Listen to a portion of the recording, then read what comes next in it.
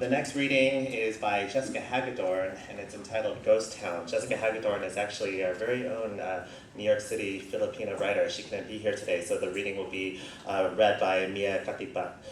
Jessica Hagedorn is a novelist, poet, and playwright. She was born and raised in the Philippines and moved to the US in her teens. Her books include the novels Dog Eaters, finalist for the National Book Award and the recipient of an American Book Award, The Gangster of Love, Dream Jungle, a New York Times notable book, and Toxicology, which was published last year. Ms. Hagedorn was the editor of the Asian American fiction anthology, Charlie Chan is Dead, She Lives in New York City.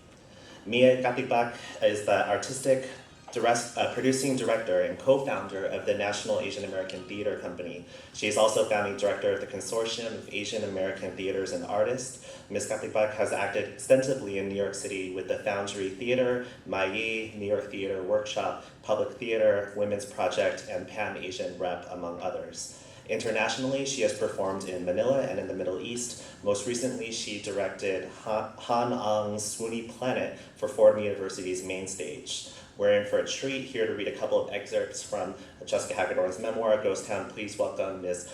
Mia Katigbak.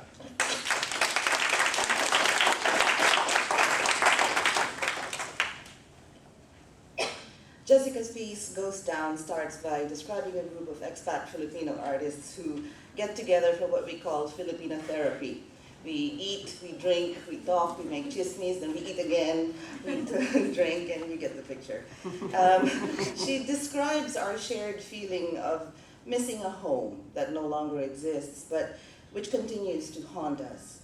The first excerpt I'll be reading is about the inspiration for her third novel, called Dream Jungle, followed by a short second excerpt that I think encapsulates this enduring presence of that absence of home. Excerpt 1. Fast forward to 2001. I'd completed in New York a draft of my novel Dream Jungle, inspired by an obituary and a photograph.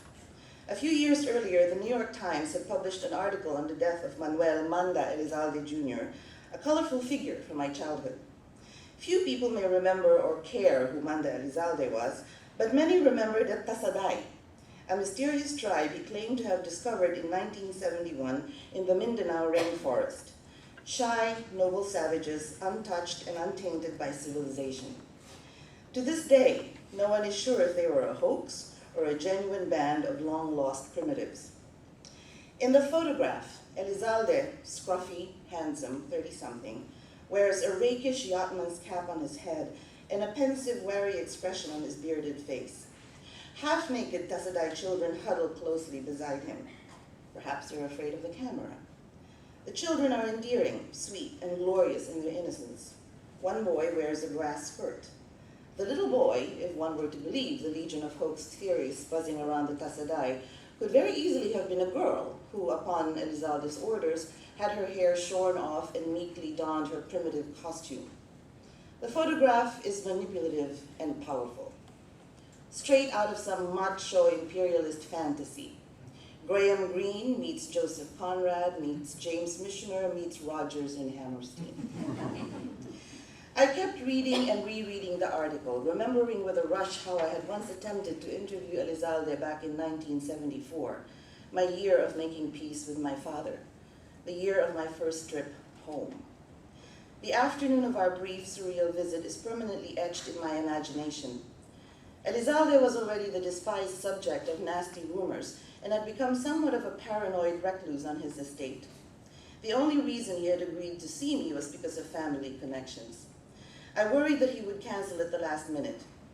But at the appointed hour, his bodyguard aide showed up and drove me for what seemed an eternity to Elizalde's mansion in a bleak, nouveau riche Manila suburb called White Plains. I was ushered to a seat on the open-air terrace where I waited and waited, the blazing tropical sun beating down on my bare head, for the mercurial Elizalde to make his appearance. I felt like I was being taught some sort of lesson. Finally, I spotted Elizalde walking slowly toward me, imperious and nonchalant. I remember that he wore a white shirt and white pants, that he was coiled tight and sweating profusely. Clearly, he didn't want to be there. But perhaps I have it all wrong. Perhaps he was walking briskly, neat and dapper as always, cool and charming and totally coherent. Elizalde sat down and stared off into the distance, restless and distracted.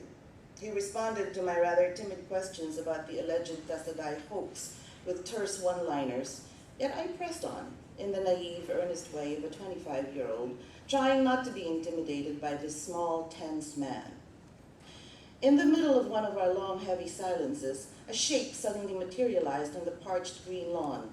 He was a lithe young boy with a skin the color of mahogany, clad in a loincloth. A red hibiscus was tucked in his thick black lion's mane of hair. The boy loped past us, almost dancing, on that sun-baked terrace, ignoring our presence. He warbled in a high-pitched voice as if he were singing or calling out to someone. Then, with one last amazing leap, the boy vanished into the big white mansion. Elizalde didn't react. I wonder now if he had staged a performance for my benefit, if he were somehow making fun of me. Did I hallucinate the wild child with the flower in his hair, the eerie song, the entire episode? Was he a Tasaday in captivity, flown all the way to Manila to be part of Elizalde's private and intensely personal World's Fair? I left that day without a story and never saw Manda Elizalde again. The Tasaday people disappeared back into the rainforest, along with the fickle public's curiosity about them. Elizalde's death brought it all back to me, opening up a Pandora's box of rich, intoxicating material. My brain roiled with questions, more complicated and unanswerable than the ones I had attempted to ask Elizalde so many years ago. Why was he drawn to that jungle in the first place? What had he really been searching for? And why did I find it so compelling?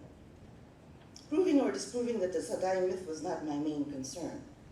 Elizalde and his lost tribe of forest dwellers were merely catalysts for my explorations in Dream Jungle, into the myths of history, cultural identity, and the secrets buried within my own mongrel family.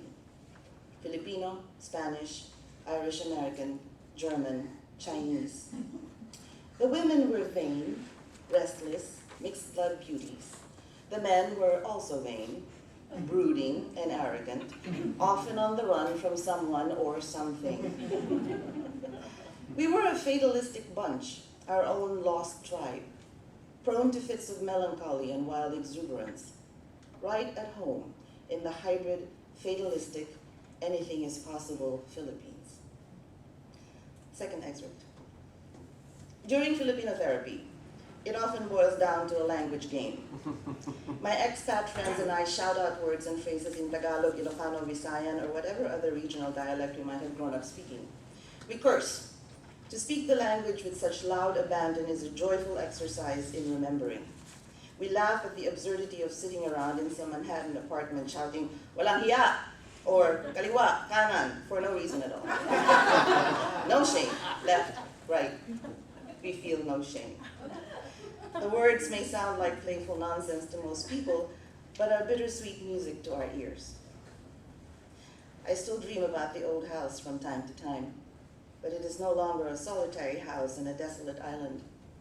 I find myself, present-day Jessica, wandering inside the house and marveling that the rooms are no longer the haunted rooms of my childhood, but something more mundane and ordinary.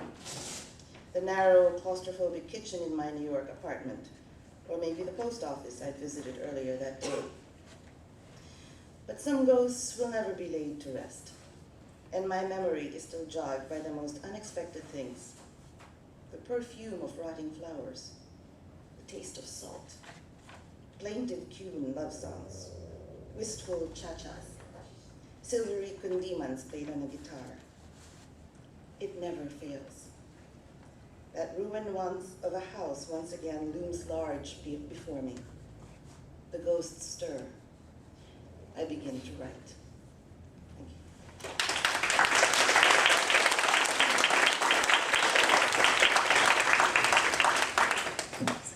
Hi, how's everybody doing? We have some